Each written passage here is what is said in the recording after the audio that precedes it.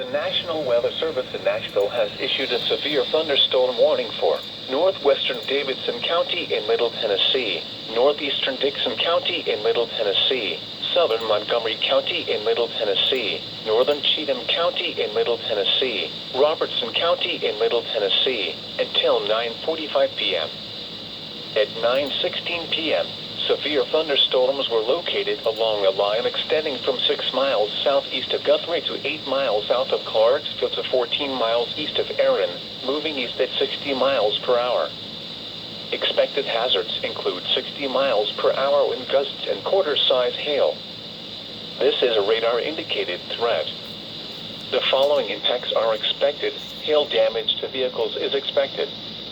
Expect wind damage to roofs, siding, and trees.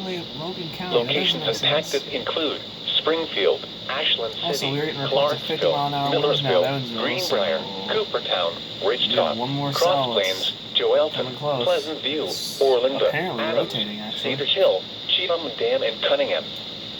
This includes Interstate 24 between mile markers 10 and 37.